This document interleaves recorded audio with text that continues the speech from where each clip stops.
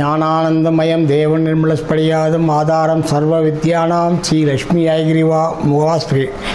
Cinema actor Vijay இப்போ சினிமாவிலேருந்து இதுக்கு வந்திருக்கார், அரசியலுக்கு வந்திருக்கார்.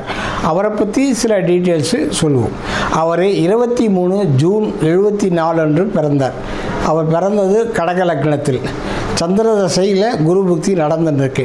19/4/2025 19/8/2026 வரைக்கும் இருக்குது. அவருக்கு சதுர்த்தி திதியில் பிறந்திருக்காரு. சதுர்த்தி திதி முடிஞ்சு பஞ்சமி திதி ஸ்டார்ட் ஆகிடுச்சு. ஆயில்ய நட்சத்திரம் அவர் பிறந்தது. பர்த்தியோகி அவருக்கு சந்திரன், அவயோகி அவருக்கு புதன்.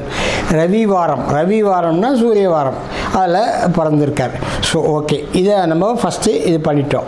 ரெண்டாவது, அவர் ஜாதகத்தை நம்ம கணிக்கும்போது கடக லக்னத்தில் சந்திரனும் செவ்வாயாக இருப்பாங்க. நிறைய பேர் என்ன சொல்லுவாங்க, கடக லக்னத்தில் சந்திரன் செவ்வாய் இருந்தால் மிகப்பெரிய யோகம்னா யோகக்காரங்க 2 பேரும் ஒரே இடத்துல இருக்கிறாங்க அப்படின்னு சொல்லி ஜென்ரலாக எல்லாரும் ஒரு தியரி சொல்லுவாங்க. ஆனால் அனுபவத்தில் அது கிடையாது. என்னுடைய ஜாதகம் பேசிக்கலாக 2-3 மெத்தட்ஸ் பண்ணுறாங்க ஜாதகத்தில். பாரம்பரிய ஜோதிடம், நாடி ஜோதிடம். நான் மேக்ஸிமம் நாடி ஜோதிடம், நாடி திங்ஸ் தான் வச்சு பண்ணுவேன். டிக்டம்ஸ் வச்சு தான் ஹேண்டில் பண்ணுவேன். எனக்குன்னு சில டிக்டம்ஸ் இருக்குது. அந்த டிக்டம்ஸை வச்சு தான் ஃபாலோ பண்ணிடுவோம். எல்லா டிக்டம்ஸும் ஜாதகத்தை பார்க்கும்போது அவங்களுக்கு சொல்ல முடியாது. சில டிக்டம்ஸ் சொல்லுவோம், சில டிக்டம்ஸ் நாங்கள் மறைமுகமாக வச்சுருப்போம். எப்படி சொன்னால், என்னுடைய குரு மகரிஷி தயானந்த ஜோதி 995லேயே ரஜினிகாந்த் அரசியலுக்கு வரமாட்டான்னு சொல்லி ஒரு டிக்டம் போட்டு காமிச்சார். ஆனால் எங்கூட ஒரு 4-5 பேர் இருந்தாங்க. எல்லாம் சொன்னாங்க, நான் அது டிக்டம் அப்போவே சொன்னார் வர மாட்டான்னு. அதுக்கப்புறம் அவர் எத்தனையோ வாட்டி ட்ரை பண்ணார், அவரால் வர முடியல. ஸோ அது மாதிரி சில டிக்டம்ஸ் ஆனால் அந்த எங்கூட இந்த 5 பேருக்கு அந்த டிக்டம்ஸ் தெரியும். ஆனால் அவங்க யாரும் வெளியே சொல்லலை. எனக்கு மட்டும்தான் அந்த டிக்டம்ஸ் தெரியும், எனக்கு தெரியும். ஸோ அதனால் சில டிக்டம்ஸ் வெளிப்படையாக பேசலாம், சில டிக்டம்ஸ் ஜோதிடத்தில் வெளிப்படையாக பேச முடியாது. அது கெடுதலானது. ஓகே, இப்போ லக்னத்தில் சந்திரன் செவ்வாய் இருந்தனா ரொம்ப ஆக்டிவாக துரு இருப்பாங்க, எல்லாமே இது பண்ணிட்டு இருப்பாங்க. அது நல்லது.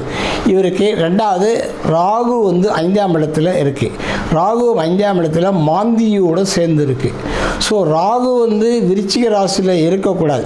விருச்சிக ராசியில் அது நீச்ச கிரகம், பகை வீடு அப்படின்னு சொல்லுவாங்க ஜென்ரல் தியரி. 5ஆம் இடம்ன்றது எண்ணங்களையும் அவருடைய புத்திகளையும் உருவாக்கக்கூடிய ஒரு இடம் எண்ணம் 5ஆம் இடம். ஸோ அந்த இடத்துல ராகு இருக்கிறது நல்லதில்லை. புத்திகளும் எண்ணங்களும் ராகுவுடைய தன்மை, அதாவது நெகட்டிவ் கேரக்டர்ஸ்.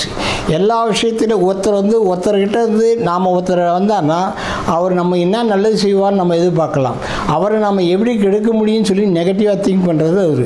ஸோ அந்த மாதிரி நெகட்டிவாகவே அவர் யூஸ் பண்ணார். கூட மாந்தி சேரக்கூடாது. ஆக்சுவலாக அது ரொம்ப ரொம்ப கெடுதலான விஷயம். மாந்தி நின்ற ராசிநாதன் ஆட்சியாக இந்த மாதிரி அமைஞ்சிட்டானா ஒரு பெரிய பதவியோ ஒரு பெரிய விஷயத்தை கொடுத்து அவரை ரொம்ப கீழ்நிலையில் ஒரு மட்டமான நிலையில் கொண்டு போய் விட்டுடுவார். அது ரொம்ப கெடுதலான விஷயம்.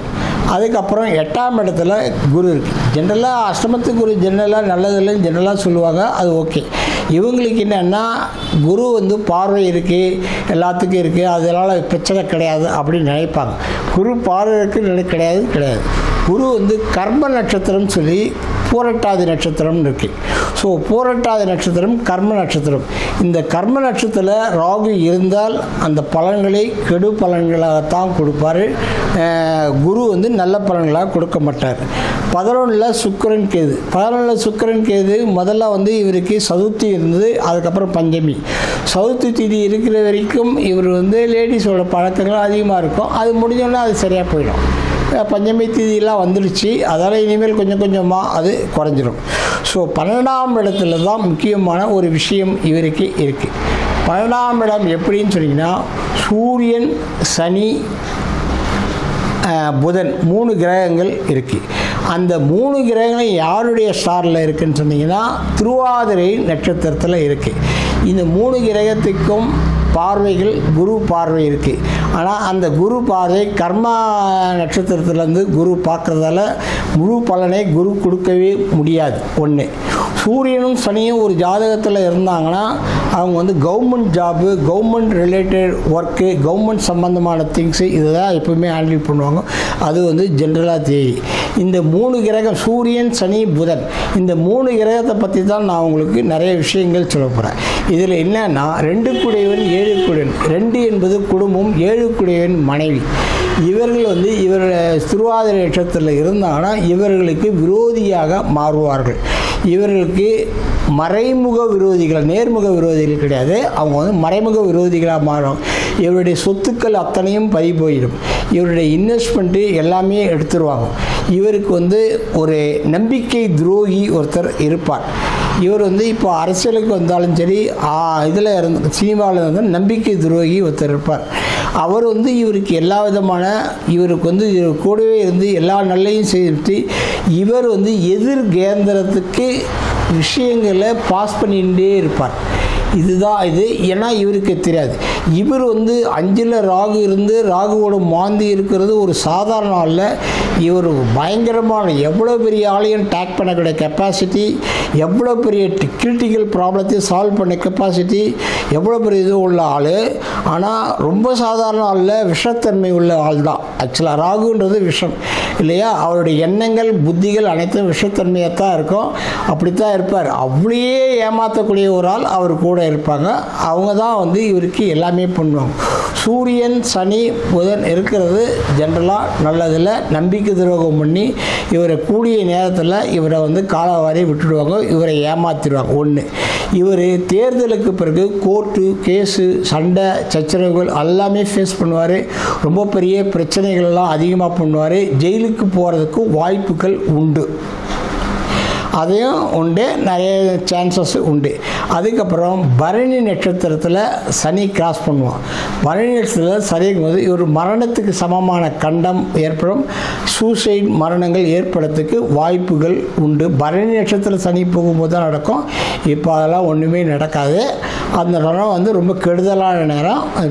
ஸோ வந்து இவருக்கு ஏறு முகம்ன்றது எப்போவோ முடிஞ்சு போச்சு, இறங்கு முகம்ன்றது ஸ்டார்ட் பண்ணுது. இவர் ஒரு தப்பான காரியம் வந்து சினிமாவிலேருந்து அரசியலுக்கு வந்தார். இவருக்கு அரசியலுக்கு வராமல் சினிமாவிலே இருந்திருந்தாலும் இவரால் ஷைன் பண்ண முடியாது, அது வேறு விஷயம்.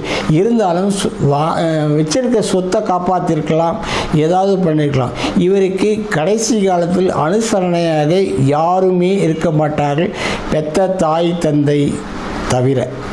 ஸோ அதனால் இவர் கடைசி காலத்தில் மென்டல் ஆகிடுவார். ரொம்ப கோர்ட்டு கேஸு பிரச்சனைகள் சண்டை சச்சரவுகள் அதிகமாக ஃபேஸ் பண்ணி ஜெயிலுக்கு போகிற சூழ்நிலைகள் ஏற்படும். ஞாபகப்படுத்துங்க. சூரியன் சனி வந்து எப்போவுமே திருவாதிரை நட்சத்திரத்தில் இருந்தால் இருக்கணும். அதுவும் இல்லாமல் சில எக்ஸ்ட்ரா டிக்டம்ஸ் இருக்குது. அந்த டிக்டம்ஸ் வந்து சூரியன் சனி புதனில் தான் இருக்குது. அந்த டிக்டம்ஸ் வந்து நான் ஓப்பன் பண்ணி ஃபுல்லாக பேச தயாராக இல்லை.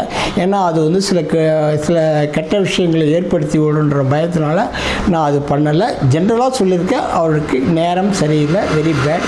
இறங்கு முகம் ஆரம்பிச்சு விட்டது. அவர் எல்லாமே கெடுதல் பலன் இருக்கும் சொல்லி நன்றி, வணக்கம். அகம் பிரம்மாஸ்மி.